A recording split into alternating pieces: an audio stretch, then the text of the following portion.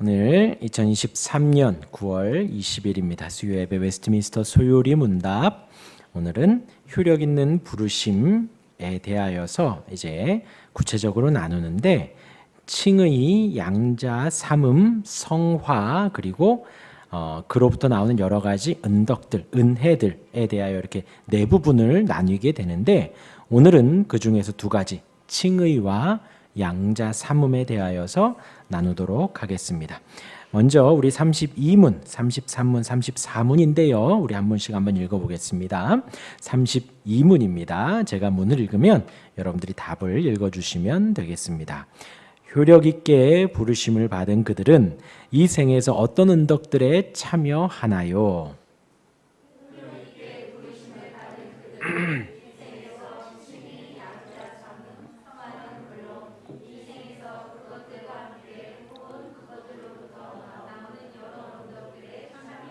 네, 33문입니다. 칭의는 무엇인가요?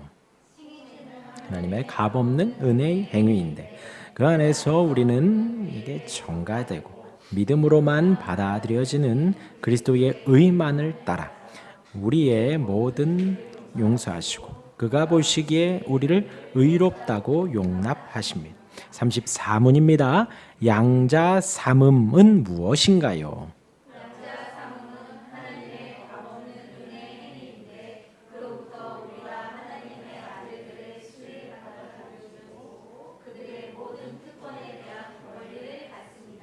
네, 이렇게 오늘 나누도록 하겠습니다. 지난주에는 그리스도께서 이루신 구속을 말씀드렸습니다. 그것은 효력 있는 부르심이라고 하였습니다. 내적 부르심이라 그랬죠. 외적 부르심은 우리가 전도하는 것을 외적 부르심이다 하였습니다. 그리고 성령께서 우리 가운데 부르시는 것을 효력 있는 부르심, 내적 부르심이라고 했습니다. 외적 부르심은 좀 한계가 있지요. 그러나 내적 부르심은 하나님께서 하시는 것이기 때문에 완벽합니다. 그 구원의 길을 예수님이 완성하셨고 성령께서 우리에게 그 효과적인 부르심으로 효력 있는 부르심으로 적용하십니다. 그래서 우리의 정서와 이성과 의지를 새롭게 하십니다. 그래서 우리로 하여금 이성으로 말씀이 이해되게 하시고 우리를 가르쳐 주시고 또 우리의 정서로 마음으로 감동되게 하십니다. 그리고 우리의 발걸음으로 교회를 찾고 예배당을 찾아 나올 수 있도록 그렇게 우리의 이성과 정서와 의지를 새롭게 하십니다. 우리로 하여금 자유롭고 자발적으로 그의 부르심에 응하게 하십니다. 이게 중요해요. 우리로 하여금 자유롭게 주의 앞에 나오게 하시는 거예요. 절대로 부모님의 강요나 부모님의 협박에 의하여 이 자리에 꽂아놓은 보리자루처럼 앉아있는 것이 아니라 자유롭게 나오는 거예요. 그리고 자발적으로 나오게 됩니다. 우리로서는 할 수 없지만 성령께서 우리를 그렇게 이끌어 가신다라는 것입니다. 그래서 효력 있는 부르심에 대하여서 이제 개론적인 걸 지난주에 말씀을 드렸고요. 오늘은 그 효력 있는 부르심을 좀 더 세밀하게 살펴보도록 하겠습니다. 효력 있는 부르심 가운데 그 택한 자들이 하나님의 백성들이 누리는 유익들이 있습니다. 오늘 문에는 은덕들, 영어로는 benefits 라고 합니다. 알아들으시는 분들 알아들으셨겠죠? 네. 그것들에 대하여서 오늘은 이제 나눕니다. 그래서 이제 오늘 방금 읽은 32문은 전체를 담고 있고 33, 4, 5, 6문까지 하나씩 구체적으로 담고 있는데 오늘은 33, 34문만을 가지고 칭의와 양자됨에 대하여서 나누도록 하겠습니다. 먼저 32문의 답을 좀 세밀하게 보면요. 효력 있게 부르심을 받은 그들은 이 생에서 칭의, 양자 삼음, 성화 이렇게 세 개 칭의, 양자 삼음, 성화 그리고 이 생에서 그것들과 함께 혹은 그것들로부터 나오는 모든 여러 은덕들, 은혜들 그것들을 우리로 하여금 참여하게 한다는 거예요. 아시겠죠? 효력 있는 부르심으로 칭의에, 양자 삼음에 그리고 성화에 그리고 그로부터 나오는 여러 가지 은혜들을 우리가 누릴 수 있다라는 것입니다. 그래서 benefits라고 하고요. 은혜들, 은덕들 혹은 이득이라고 하지요. 그런 것들을 우리가 누리게 됩니다. 그리고 이제 33문, 34문으로 가서요. 칭의와 양자 삼음에 대하여서 이제 오늘은 나누도록 하겠습니다. 문과 답을 다시 한번 읽어보겠습니다. 33문, 칭의는 무엇인가요? 답, 칭의는 하나님의 값없는 은혜의 행위인데 그 안에서 그는 우리에게 전가되고 믿음으로만 받아들여지는 그리스도의 의만을 따라서 우리의 모든 죄를 용서하시고 그가 보시기에 우리를 의롭다고 용납하십니다. 그래서 오늘 칭의와 양자 삼음에 대하여 나누는데 이 칭의가 매우 중요합니다. 기독교에 있어서 우리가 신앙생활을 하고 예수를 믿는다 하는 데 있어서 이 칭의는 주춧돌이고 중심 기둥이 됩니다. 이것이 무너지면 다 무너지는 것입니다. 그래서 이 칭의가 우리 신앙에 잘 잡혀 있어야 합니다. 그렇지 않으면 우리의 신앙이 위험해집니다. 조금 이따가 설명을 드리겠습니다. 그래서 되게 우리 코어, 우리 그 척추와도 같은 중심이라는 거예요. 칭의가. 먼저 칭의는 법률적인 용어입니다.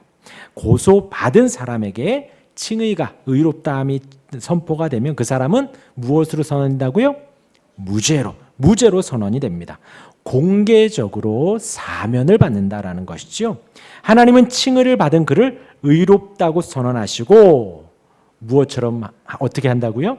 죄가 없는 것처럼 간주합니다. 죄가 없어지는 것이 아니에요. 그것은 영화로운 단계까지 가면 우리가 죄가 없어지는데 이 땅에서 죄가 없어지는 게 아니라 죄가 없는 것처럼 간주한다는 거예요. 하나님 보시기에 우리가 죄가 없는 것처럼 간주를 합니다. 그리고 이 칭의의 원천이 무엇인가요? 원천은 무엇이다? 오늘 답에 나와 있는데요. 무엇이라고요? 시작. 하나님의 값없는 은혜의 행위. 그러니까 우리를 의롭다 칭하시는 그 하나님의 근원, 그 하나님의 의도, 하나님의 마음이 무엇이냐라는 거예요. 무엇이다? 하나님의 값없는 은혜의 행위라는 거예요. 하나님이 우리에게 대가를 요구하시는 것도 아니고 거저 주시는 은혜의 행위라는 것이죠. 그것이 이 우리를 의롭다 칭하는 의도라는 거예요. 우리가 무엇을 살 때에도 의도가 있습니다. 옷을 살 때도 예쁘게 보이려고 하는 것이고 무엇인가 새로운 물건을 살 때에도 예전의 것을 좀 바꾸기 위해서 좀 더 업그레이드하기 위해서 좀 더 편해지기 위해서 조금 더 잘하기 위해서 여러 가지 의도가 담기죠. 그런데 우리를 의롭다 칭해 주시는 그 칭의에 하나님의 의도가 뭐냐면 값없는 은혜라는 거예요. 대가 없는 은혜라는 것입니다. 그래서 너무나도 은혜롭습니다. 그 칭의의 원천은 무엇이냐? 하나님의 값없는 은혜의 행위입니다. 그래서 칭의의 원천은 하나님의 전적인 은혜입니다. 즉 하나님의 은혜로 말미암아 아무 대가 없이 주어지는 것입니다. 하나님의 사랑, 하나님의 사랑의 호의입니다. 여기에 우리의 선행이나 우리의 선택이나 우리의 의로움이나 우리의 과거 행적이 첨가된다 안 된다? 전혀 안 된다라는 거예요. 이걸 우리가 꼭 기억해야 됩니다. 우리의 선행이 들어간다 안 들어간다? 들어가지 않는다. 내가 선택했어. 나의 선택이 들어간다 안 된다? 안 된다라는 거예요. 우리의 의로움이 조금이라도 들어간다? 아니다라는 것입니다. 우리의 과거의 행적이 들어가는가 안 들어가는가? 안 들어간다는 거예요. 성화 혹은 후에 내가 이렇게 성화가 될 거야 라는 상황이 첨가되거나 더해지지 않는다라는 거예요. 나라는 존재의 생각과 환경과 선택과 의로움과 선행이 전혀 첨가되지 않는다. 이것을 우리가 분명히 기억해야 됩니다. 우리가 하나님으로부터 무죄 선언을 받고요. 하나님으로부터 의롭다 칭함을 받습니다. 그 근거, 그 원천에 있어서 아무 대가 없는 하나님의 은혜일 뿐이지 우리의 선행이, 우리의 의로움이, 우리의 과거의 행적이 들어가지 않는다라는. 그것들은 우리가 싹 지워버려야 됩니다. 기억하셔요. 절대로 이것이 첨가되지 않는다라는 것이. 오직 하나님의 값없는 은혜에 칭의의 원천이 담겨져 있습니다. 그것이 칭의의 원천이고요. 두 번째는요, 칭의로 인해서 죄인이 의롭게 되어지는 근거가 있습니다. 근거. 그 근거가 무엇이냐? 우리의 칭의의 근거는 오직 그리스도뿐입니다. 예수님께서 십자가의 죽으심으로 성부 하나님 아버지에 대한 그 죄책을 만족시키셨습니다. 오직 그리스도가 대속의 근거가 됩니다. 근거가. 보증에 의해서 변제가 이루어지면, 사실 저는 이거 치면서 잘 몰랐어요. 무슨 말인지 잘 모릅니다. 알아들으시겠죠, 다. 보증에 의해서 변제가 이루어지면 무슨 말인지 모르겠으나 저에게 충분히 있었으면 좋겠는 단어이기는 합니다. 다 변제되었으면 좋겠어요. 이루어지면 채권자가 채무자의 빚을 탕감해 주는 것은 정당하고 당연한 것이지요. 그렇죠? 나의 모든 빚이 변제가 되면 없어지는 것입니다. 예수님이 이 땅에 사람으로 오셔서 고난을 받으시고 죽기까지 그 사역을 감당하셨습니다. 그런데 그것이 단순히 완전한 사람으로서 그 일을 이루신 것이라면 효력이 없지만, 하나님이신 그분이 이 땅에 오셔서 그 일을 완수하셨기 때문에 대속이 이루어진 것입니다. 그리스도의 십자가 보혈의 공로를 통해 하나님의 공의는 우리가 영원히 지옥의 고통을 받는 것 이상으로 아주 어떻게 해요? 충분히 만족되었다라는 거예요. 저와 여러분들이 받아야 할 그 지옥의 고통을 하나님이신 그분이, 죄가 없으신 그분이 이 땅에 오셔서 십자가 지심으로 말미암아 그것을 충분히 대속을 이루셨다라는 것입니다. 아까 시작할 때 그랬습니다. 이 칭의가 우리 기독교 신앙에서 무엇이다? 중심이라 그랬습니다. 중심이라 그랬어요. 네. 중심이라 그랬습니다. 우리 중심을 잘 왔다 갔다 해요. 그래도 나름대로 예의를 지킵니다. 고개를 숙이고요. 살금살금 가려고 노력을 해요. 굳이 이 앞에 있는 휴지를 꺼내서. 네, 잘 들으시길 바랍니다. 이 칭의의 은혜를 우리가 바르게 알고 온전히 알고 있어야 합니다. 하나님의 은혜가 원천이 된다 그랬습니다. 그리고 그리스도의 십자가의 공로가 근거가 된다 그랬습니다. 이 칭의가 우리 안에 이 두 가지가 온전히 서 있어야 돼요. 이 칭의가 튼튼히 서 있지 않으면 우리의 신앙이 허약해집니다. 어떻게 되냐면, 우리가 의롭다 칭함을 받은 그 그리스도를 묵상하고 찬양하는 데 있어서 법적으로 선포됨을, 의롭다 여기심을 우리가 믿지 못한다면 우리는 어디서나 눈치 보고 살아간다는 거예요. 정죄 가운데 살아간다는 거예요. 마치 광복의 그 소식이 전해졌을 때에 그 소식을 들은 사람들은 일본인 앞에서 당당히 섰겠지요. 그런데 그 소식을 들은 사람들은 여전히 고개를 숙이는 것과 같습니다. 이 칭의가 오직 그리스도로 이루어진 것이기 때문에 충분히, 찔끔찔끔이 아니에요. 충분히 흘러 넘치게 대가를 지불을 하셨다라는 거예요. 충분히 만족된 것이기 때문에 우리의 노력과 선행으로 그 일을 만족시키려 하면 안 되는 거예요. 그리고 내가 그렇게 의롭다 여기심 받은 가운데 나의 과거의 행적을 우리가 결코 생각을 하면 안 된다라는 것입니다. 그리스도의 공로가 만족이 안 되면 다른 사람의 공로를 찾게 됩니다. 내 안에 그 칭의의 중심 기둥이 바르게 서 있지 않으면, 튼튼히 서 있지 않으면요, 우리가 의롭다 여김을 받기 위해서 주님을 찾고 주님을 묵상해야 되는데 그렇게 되지 않고 다른 것을 찾아 헤맨다는 거예요. 이단으로 기웃거리게 됩니다. 주님이 2000년 전에 이루신 것이 아니라 이 땅에서 또 누군가의 해석이 필요하구나. 주님의 공로로 완벽한 게 아니라 또 다른 무언가가 더 필요한 것이 아닌가. 이단이라는 말씀을 드렸지만 혹은 여러분들이 평생 살면서 선행을 그렇게 찾아 다닐 수도 있어요. 혹은 어떤 분들은 헌금을 그렇게 하려고 하기도 하고 혹은 봉사를 그렇게 하기도 해요.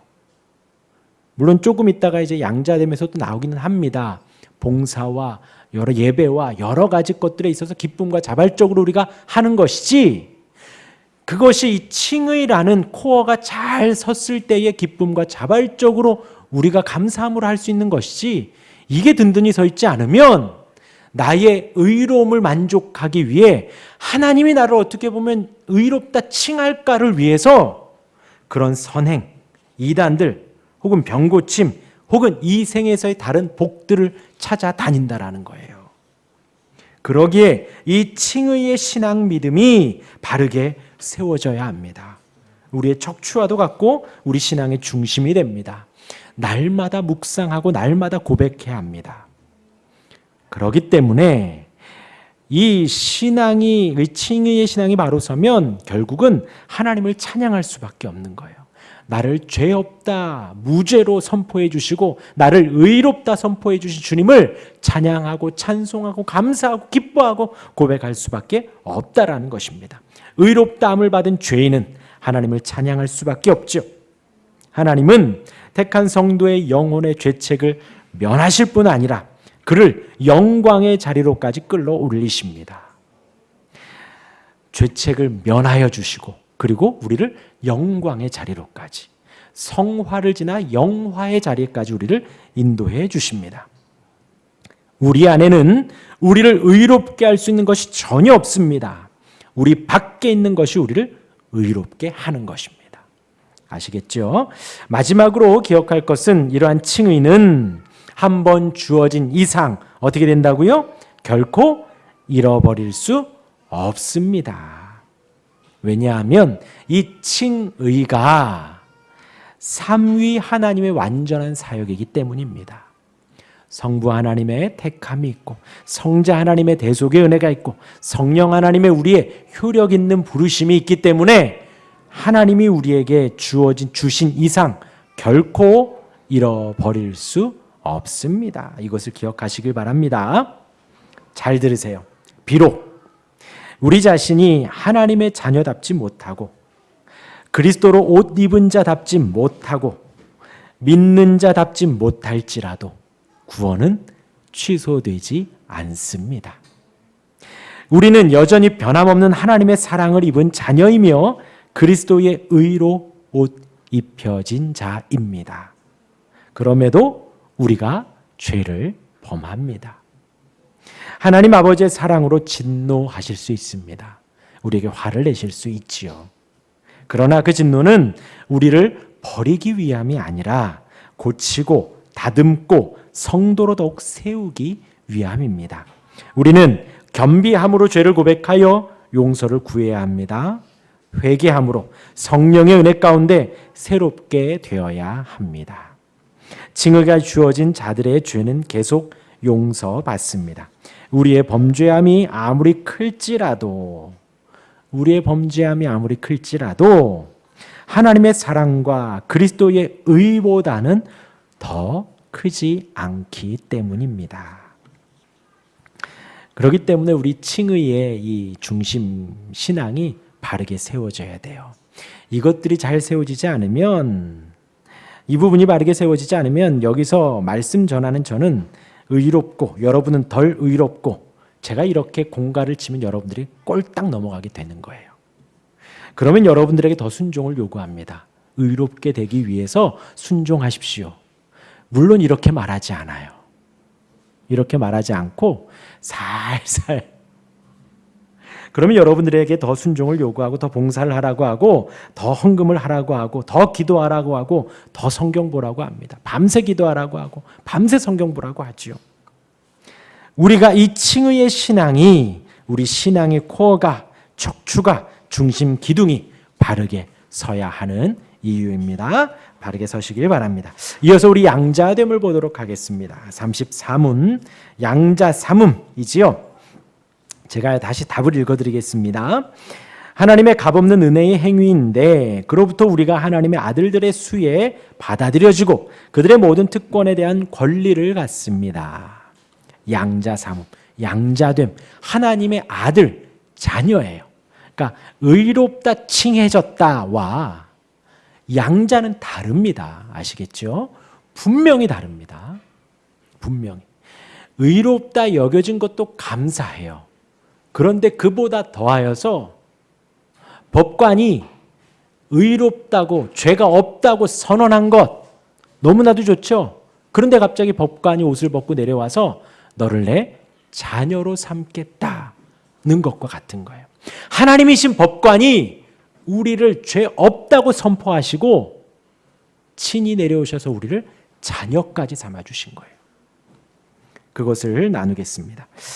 이제 우리가 누리는 구원의 은혜, 영생, 천국의 은혜에 놀라운 것은 하나님이 우리 아버지라는 사실에 있습니다. 우리가 영생을 누리고 천국을 누리는 것, 하나님이 우리의 아버지이신 거예요. 우리에게 하나님의 가족의 일원이 되는 것보다 더 큰 영광과 복은 없습니다. 늘 듣던 이야기죠. 조금 더 여러분들에게 이렇게 확 다가오게 말씀을 드리면요. 이런 이야기가 있죠. 태어나 보니 아빠가 장동건, 엄마가 고소영. 태어나 보니 아빠가 비, 엄마가 네, 김태희. 그렇죠? 얼마나 유전자가 다르죠. 그런데 이제 저와 여러분들은 그래요. 우린 그들을 따라갈 수 없잖아요, 부모가. 그런데 이제 누가 엄마고 아빠고 뭐 중요하기보다도 어떻게 잘하는가가 중요하죠. 어느 이제 항공사의 딸이 비행기를 멈춘 사건이 있잖아요. 아무리 부모가 돈이 많고 태어났는데 회장 아들이고 딸이어도 뭐예요? 사람답게 커야지요. 그러하니 그런 것보다 아무리 엄마 아빠가 저명한 인사고 연예인이고 그것보다 바른 부모 밑에서 사람답게 커가는 것이 얼마나 좋습니까? 그렇죠? 태어나 보니 아빠가 김정남, 엄마가 김혜정. 얼마나 좋아. 그렇지? 아빠가 신영주, 엄마가 김우순. 얼마나 좋아. 아빠가 김인겸, 엄마가 이보라. 얼마나 좋아. 그렇죠? 아빠가 황영택, 엄마가 김사랑. 태어나 보니 이 세상에 둘도 없는 우리 엄마 아빠야. 얼마나 좋아요. 이런 이제 우월한 유전자, 뭐 재산이 많은 부모 부러울 수 있는데요. 우리가 하나님의 자녀가 됐다는 것 또한 그와 비교할 수 없을 만큼 큰 은혜라는 거예요. 정말 어쩌다 보니 지금 우리는 하나님을 아버지라고 부르고 있다는 거죠. 어쩌다 보니 구원의 은혜를 우리가 쫓고 있고 어쩌다 보니 눈 감았다 떠보니 우리가 하나님의 자녀라는 엄청난 영광과 은혜를 특권을 누리고 있다는 것입니다. 요한복음 1장 12절 13절에 제가 읽어드리겠습니다. 영접하는 자 곧 그 이름을 믿는 자들에게는 하나님의 자녀가 되는 권세를 주셨으니 이는 혈통으로나 육정으로나 사람의 뜻으로 나지 아니하고 오직 하나님께로부터 난 자들이라. 곧 우리가 하나님의 자녀가 되는 것은 혈통으로 육정으로 된 것이 아니라는 거예요. 부모로부터 물려받은 것이 아니라는 것입니다. 율법의 준수와 인간의 노력으로 주어진 것도 아니라는 것이죠. 우리에게 있는 어떤 성품이나 자질 때문도 아닙니다. 아까 말씀드린 대로 칭의와 마찬가지로 우리에게 하나님의 자녀가 될 만한 가치가 전혀 없는데 하나님은 우리를 의롭다 칭하시고 그것만도 감사한데 우리를 하나님의 자녀로 삼아 주셨다라는 거예요. 이제 먼저 양자됨에 의해서 양자됨을 나누기 이전에 우리가 기억해야 될 것이요. 그리스도의 아들됨과 우리가 성자 하나님 그러죠. 성자 하나님, 하나님의 아들, 독생자 그렇습니다. 그리스도의 아들됨과 우리의 아들됨은 본질이 다릅니다. 예수님은 영원 전부터 하나님의 아들이었죠. 그러나 우리는 마귀의 자식, 사단의 자식, 죄의 자식이었다가 하나님의 자녀가 그래서 양자 삼음이라는 표현을 쓰는 거예요. 예수님은 원래부터 하나님의 자녀고 우리는 양자 삼아 주셨기 때문입니다. 이렇게 양자된 우리는 요한복음의 말씀처럼 하나님의 자녀가 되는 권세를 얻습니다. 이것은 우리 책에서 존엄과 특권을 의미합니다. 존엄, 우리 한번 같이 읽어볼까요? 존엄 단어의 뜻이 무엇인지. 뭐 성경적인 뜻이 아니라 일반적인 뜻입니다. 읽겠습니다. 시작. 인물이나 지위 따위가 감히 범할 수 없을 정도로 높고 엄숙함. 하나님의 자녀가 이런 존엄을 얻었다라는 거예요. 저와 여러분들이. 또 특권입니다. 시작. 특정인 또는 특정의 신분이나 계급에 속하는 사람에게 특별히 주어지는 우월한 지위나 권리. 하나님의 아들로서 우리가 이런 존엄과 특권을 받고 있다라는 거예요. 그래서 아들됨도 하나님의 은혜로 주어지고 예수 그리스도의 대속으로 우리가 양자가 된 것입니다. 그래서 칭의와 같습니다. 그래서 효력 있는 부르심이라는 거예요. 같아요. 예수님의 공로로 우리가 양자되는 은혜를 누리게 됐습니다. 그래서 이 양자됨에서는 어떤 것을 묵상하려고 하느냐? 우리가 묵상할 부분이 있는데요. 이 웨스트민스터 소유리 문답의 작성을 같이 할 때 작성했던 토마스 왓슨이 이 부분을 묵상을 하라고 썼어요. 나는 과연 하나님의 자녀인가? 지금 저와 여러분들은 하나님의 자녀이기 때문에 여기 나와 있습니다. 그렇죠? 양자됨, 자녀인가를 한번 생각해 보겠습니다. 그 토마스 왓슨은 어떻게 표현했냐면요. 정확히 시험해 보라는 거예요.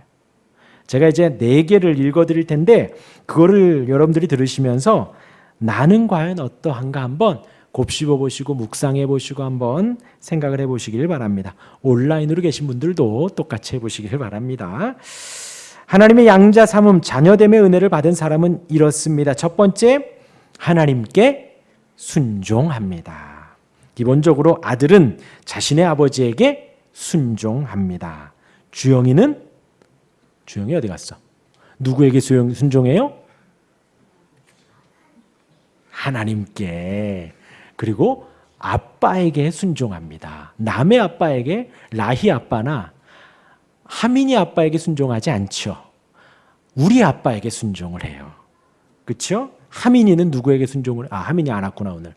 할머니를 옆에서 지키고 있습니다. 하민이는 제 말에 순종을 합니다. 그런데 우리는 순종할 때에 주 안에서 하죠. 우리 주영이도 하민이도 주 안에서 합니다.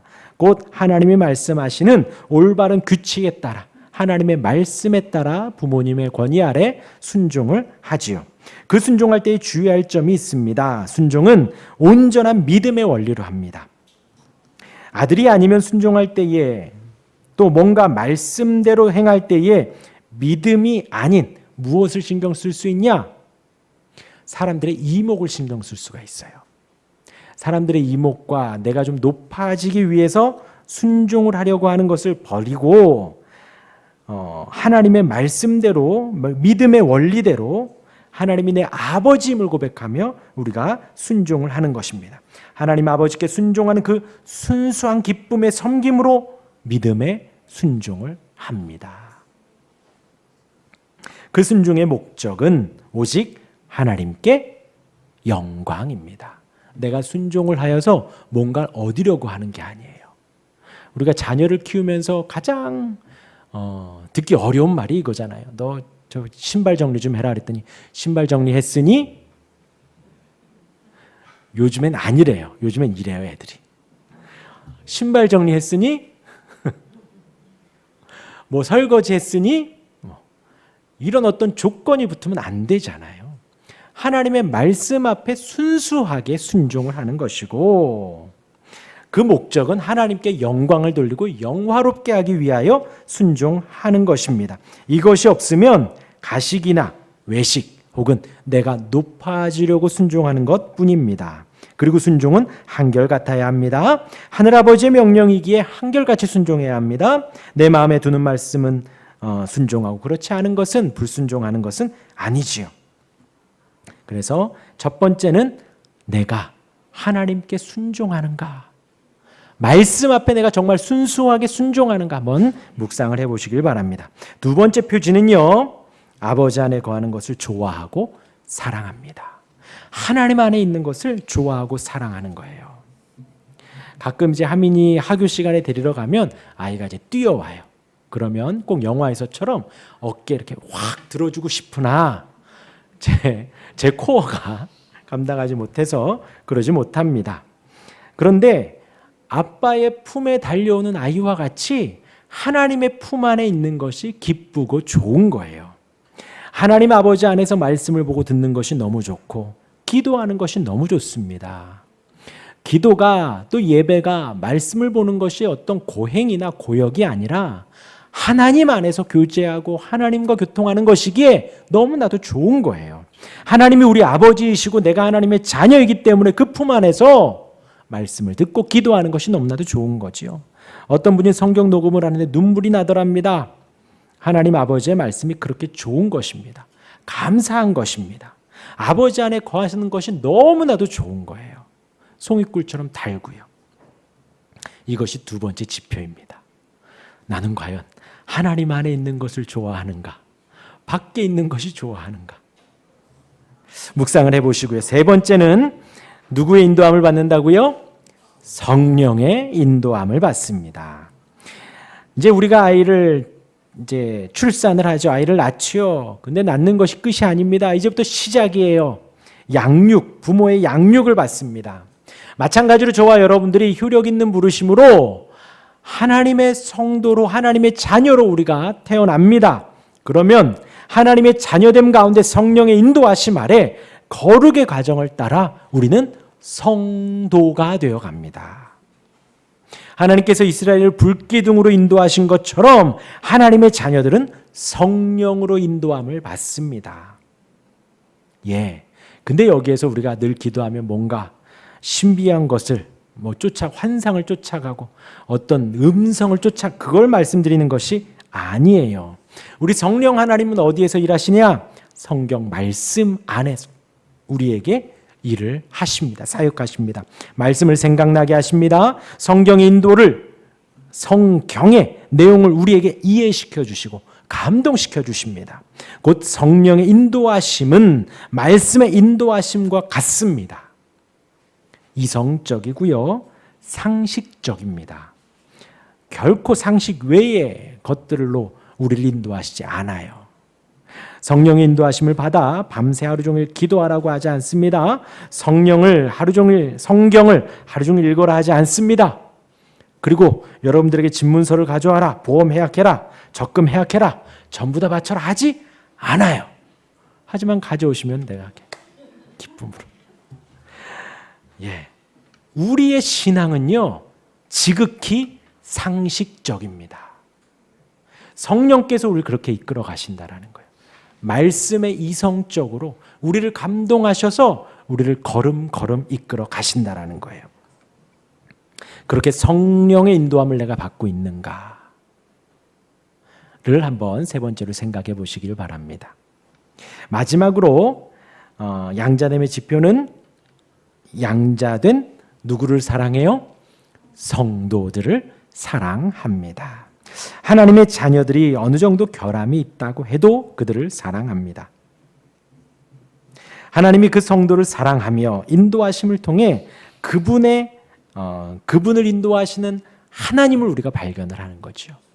그분에게 주신 은혜를 보며 나누며 하나님이 살아계시는구나, 인도하시는구나 우리가 배우는 거예요. 그리고 하나님께 영광을 돌리는 것입니다.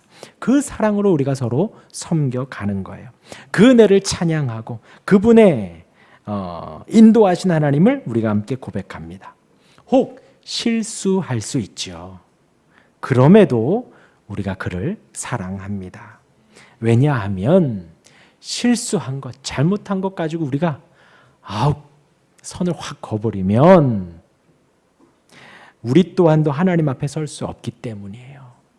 그보다 더한 우리도 하나님이 받아주셨기 때문에 우리에게 실수하고 잘못한 그를 우리 또한도 사랑할 수 있습니다. 그럼에도 하나님이 우리를 사랑하셔서 아들 삼아주셨기 때문입니다. 그래서 마지막 지표는 양자된 성도를 우리가 사랑하는가예요. 이 네 가지를 잘 기억하셔서 내가 양자됨의 은혜를 다시 한번 곱씹으시고 묵상한 우리가 되길 바랍니다. 정리하겠습니다. 칭의와 양자됨을 나누었습니다. 하나님의 사랑과 자비와 은혜로 말미암아 그리스도의 보혈의 공로로 우리가 의롭다 하심을 받았습니다. 무죄가 되었습니다. 기억하십시오. 오직 그리스도의 보혈로 공로로 충분히 그렇게 됐다라는 거예요. 충분히. 우리의 죄보다도 우리의 실수보다도 우리의 잘못보다도 그 공로가 훨씬 더 크고 높고 깊습니다. 우리를 의롭다 칭하시고 우리를 아들 삼으셨습니다. 양자 삼으셨습니다. 하나님의 자녀라는 큰 권세를 주시고 특권을 주셨습니다. 내가 양자 되었는가 시험해 보셨지요? 날마다 묵상해 보시기를 바랍니다. 묵상하시면서 하나님께 영광 돌리고 의롭다 칭해진 하나님의 자녀로 삼아진 우리 더욱 부지런히 주를 섬길 수 있기를 바랍니다. 하나님께 영원히 찬양하며 영광 돌릴 수 있는 저와 여러분들 우리가 되기를 주님의 이름으로 축원합니다. 아멘.